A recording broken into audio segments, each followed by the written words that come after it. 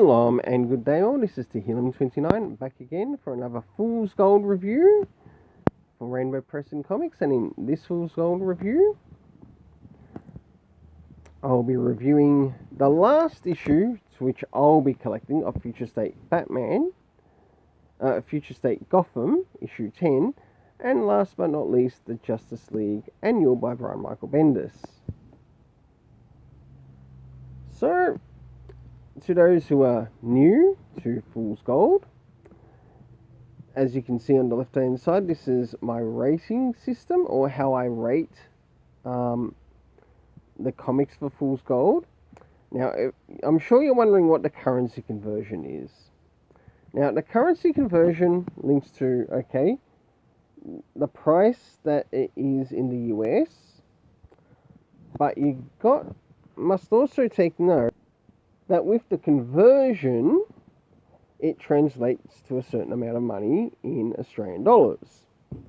As you can see, the first one is $3.99, and in some essence, it has to sort of beat getting over the $7 mark in order to leaving the Fool's Gold, and the same also applies for the Justice League one, which is at $5.99. As we can see, it converts to $10.75 Australian.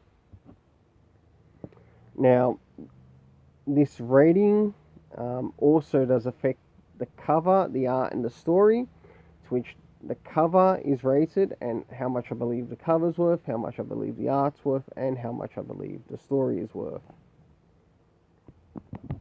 So, let's get started with the first comic that will be reviewed, and that is Future State Gotham issue 10. Starting off with first things first, in regards to the cover, does this cover connect to the story in any way, shape or form? It gets a small yes from me and a 6 out of 10. How much do I believe the cover's worth? $1.25. Now, let's jump into the internal art, which we'll have a look at the beginning, middle, and end. I will not be covering the backstory, if there is any backstory in this. So, let's get started. So, as we jump into some of the art around the beginning of the story, we can see the fake imposter Batman, Jace Fox, getting his face punched in by this new supposed Joker.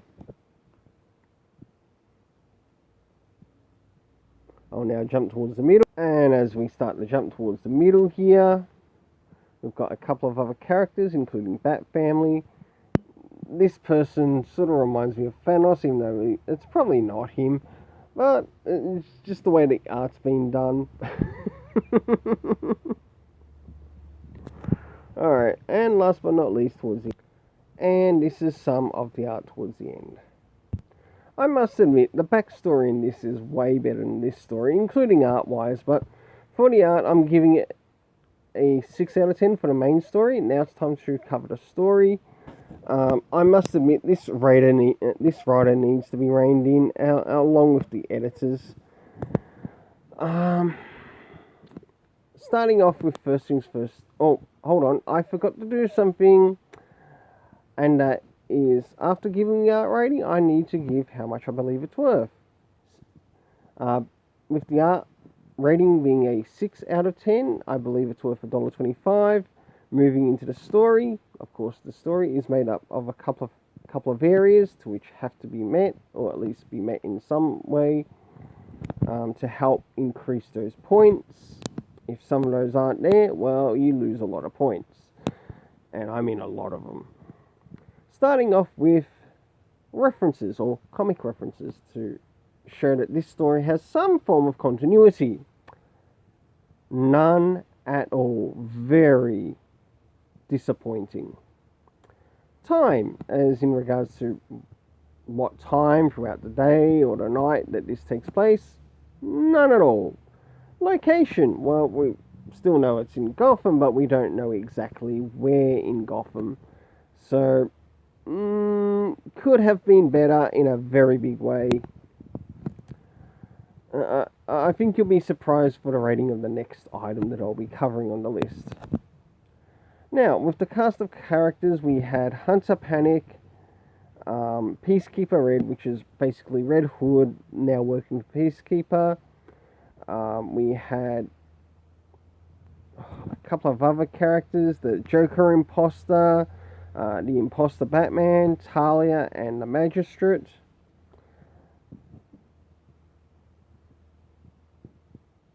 And I think that's Nightwing as well, that's also in here.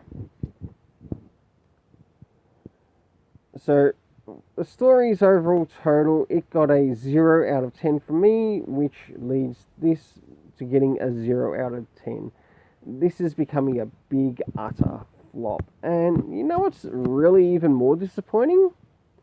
That there's nothing of this writer that I can actually recommend the reader pick up.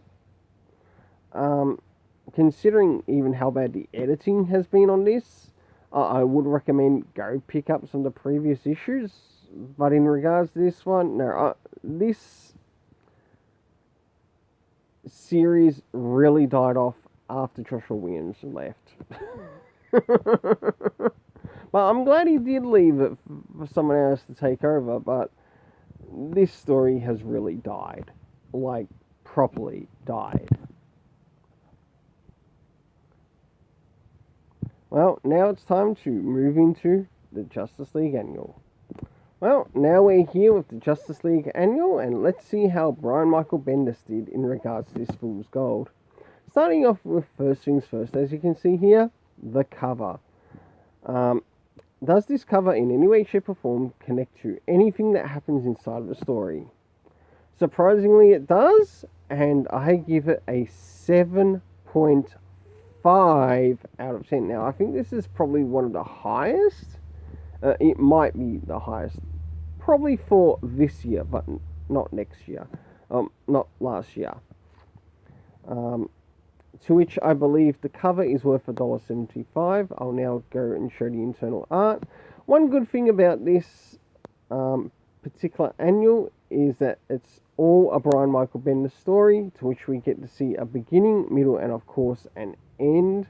But I'll get to covering that once I reach the story, but I'll be able to show some points in regards to the story once I move into the art.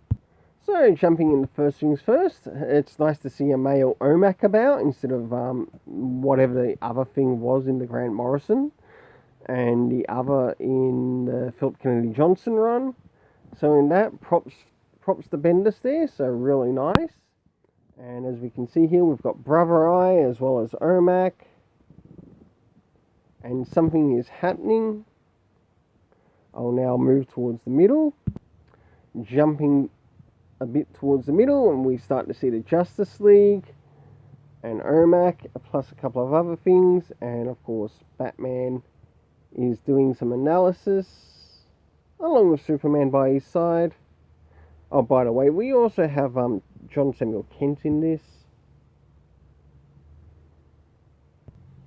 And last but not least, some of the art towards the end. Well, one thing I can recommend of Brian Michael Bendis whilst I'm here is definitely check out his Joy Operations. It's been really good lately. So for the internal art, I gave this the art for the story a 7 out of 10, to which I believe it is worth $1.50. Moving into the story, I must admit this story was really quite surprising. And when I mean quite surprising, he actually set it up to which it also had chapters. So we had about, I think it was 4 chapters overall. It might have been 5. So in that, it had a bit of a layout for each section. And I must admit, it's a bit of an improvement compared to how he's done some of his previous stories. So moving into first things first, story references. Now in the comic references, etc. We do get a comic reference to Nubia and the Amazons, issue 5. So we know that that issue now plays a slight part of importance in this Justice League run by Brian Michael Bendis. Thank you very much, Brian Michael Bendis. It's nice to see this in your comic run, because it means that I can actually rate your stories a little bit higher. When we moved to the area of time, we did manage to get a date, or a year of sorts. Not so much a date, but a year, and that was the year 3086, to which one of the characters was connected to. Now, with the area of locations, can sometimes be an area where Brian Michael Bendis does seem to fail a little bit in some of the stories when it's not pointed out, whether it's by him or even who's watching over him. We did actually manage to get some locations, not all locations, but some. We had Electric City, we had a Legion of Doom headquarters, and last but not least, I believe it was Blackgate Prison. The cast of characters consisting of the Justice League, of the characters that make up the Justice League. We had Brother Eye, Ermac, John Scant, I think it was, Plastic Man, Doreen, Epoch, to which Epoch was actually doing a bit of investigation himself, and we only got mention of this particular cast character, but no appearance of, and that was the Gold Lantern, so a bit of a warning in regards to the Gold Lantern. And last but not least, we had the character of Solomon Grundy. Brian Michael Bendis, you surprised me in this issue. To which I think this might again be slightly higher in some of the previous story ratings that I have given you. I think the last one I gave you was a 5 out of 10, and at that time I was being slightly generous. In this one, I'm giving you a 7 out of 10. Now, for the overall totals for Justice League, the Justice League annual, it got a total of $4.75 AD. Take note, some of that goes to the artist and some to the writer.